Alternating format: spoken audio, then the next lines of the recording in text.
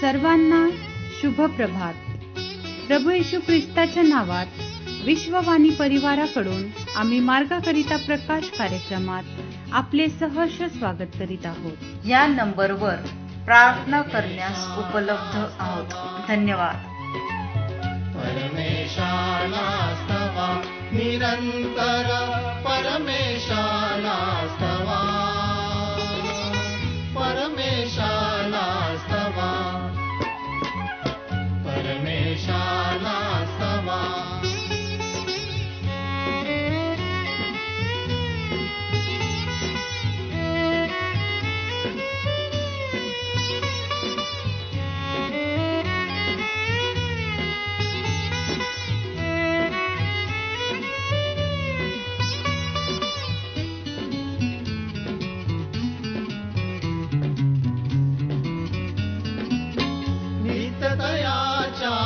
पवित्र स्थानी जाऊन त्याला स्तवा,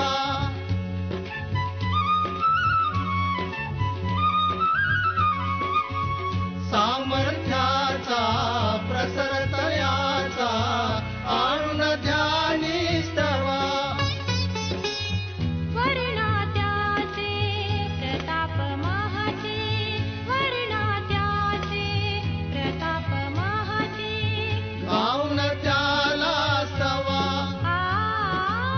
गाऊन त्याला स्तवा.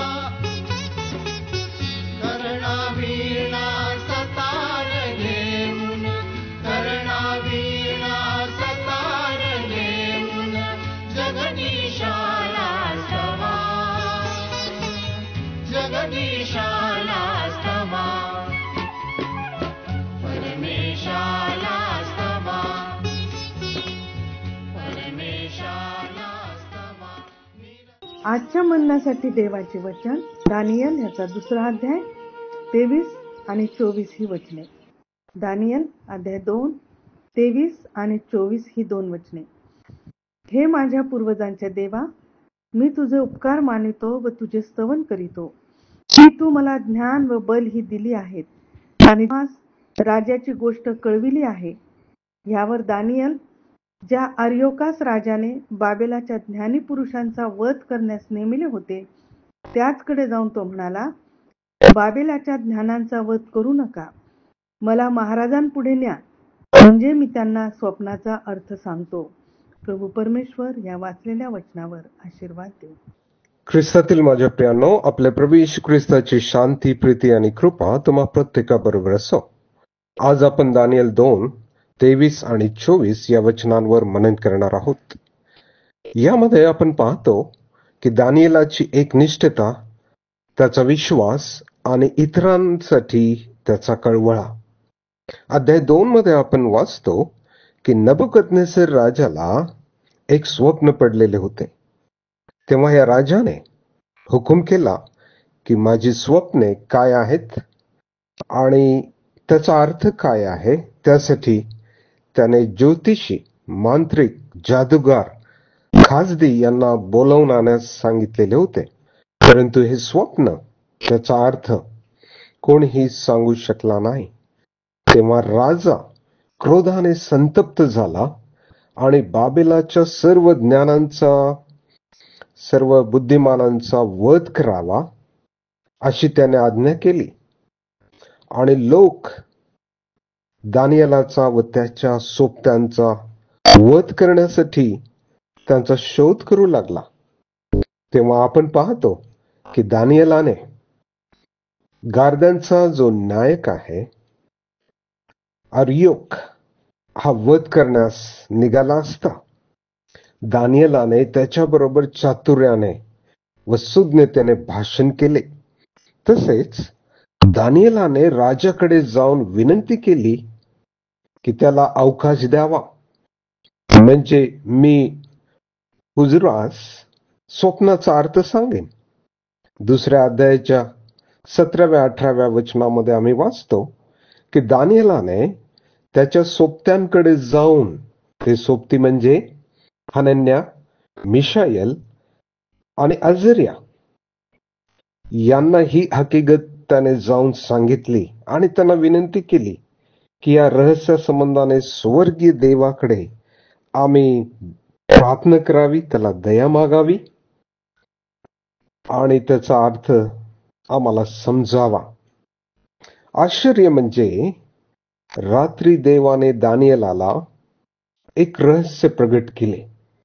ते हेच, तेव्हा 11व्या वचनापासून तर 23व्या वचनापर्यंत धन्यवादाचं आणि स्तुतीचं गीत त्यानं गायलं. तेव्हा त्याची कृतज्ञता, त्याची प्रार्थना परमेश्वराने ऐकली. त्याचे पूर्वज अब्राहम, इसहाक व याकोब यांच्या देवावरही त्याचा विश्वास होता आणि तो मान्य करतो की हा देव ज्ञान व सामर्थ्य देणारा आहे. तसेच तो प्रार्थनेचं उत्तर देणाराही देव आहे. 24व्या वचनामध्ये दानिएलाचं धाडस आणि त्याचा इतरांसाठी असलेला कळवळा दिसून येतो. विश्वासाने व परमेश्वराच्या सामर्थ्याने तो राजासमोर जातो आणि स्वप्न, त्याचा अर्थ तो त्याला सांगतो. होय प्रियांनो, गहन व गूढ गोष्टी परमेश्वरच प्रगट करतो. अंधकारात काय आहे हे त्याला ठाऊक आहे. त्याच्याजवळ प्रकाश वसतो. आता सारांश, आम्ही पाहतो की दानिएलाची देवाबद्दलची कृतज्ञता. दानिएलाने त्याच्या जीवनामध्ये धैर्य बाळगलं, विश्वास ठेवला आणि इतरांबद्दल त्याने कळवळा देखील त्याच्या जीवनामध्ये होता. विशेष म्हणजे दानिएलाची प्रार्थनामय जीवन, विश्वासाचे जीवन आम्हाला दिसते. तेव्हा आपणही दानिएलाप्रमाणे धैर्याने, विश्वासाने प्रभूचं कार्य करावं आणि प्रत्येक गोष्टीसाठी विश्वासाने प्रार्थना करावी व प्रार्थना योद्ध्यांचा एक गट आपण बनवावा. असे करण्यास प्रभू आपणास सहाय्य करो. प्रार्थना करूया. हे आमच्या स्वर्गीय पित्या, तू थोर, सर्व समर्थ आहेस. तुझ्यापासून काही लपलेलं राहत नाही. तू गहन आणि गूढ गोष्टी प्रगट करतोस. हे पित्या, आम्हालाही दानिएलाप्रमाणे विश्वास दे. आमचे जीवन प्रार्थनामय असावे आणि आम्ही तुझ्याशी एकनिष्ठतेने जीवन जगावे म्हणून आमचं सहाय्य कर आणि धैर्य, हिम्मत आणि इतरांसाठी कळवळा आमच्या मनामध्ये तू दे. प्रभू येशूच्या नावाने मागतो म्हणून तू ऐक. आमेन. वर्णात्याचे प्रताप महाते, वर्णात्याचे प्रताप महाते. गाऊन त्याला स्तवा, गाऊन त्याला स्तवा. कर्णावीणा सतार घेऊन, कर्णावीणा सतार घेऊन जगदीशाला स्तवा,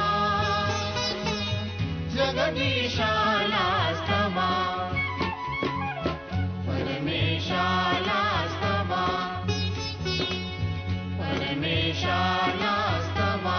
निरंतर परमेशाला स्तवा, परमेशाला स्तवा, परमेशाला स्तवा.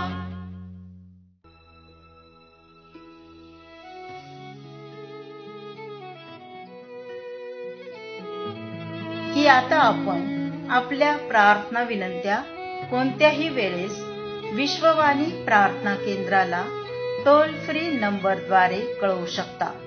आमचा टोल फ्री नंबर 1-800-2700-333. आम्ही आपणासाठी या नंबरवर प्रार्थना करण्यास उपलब्ध आहोत. धन्यवाद.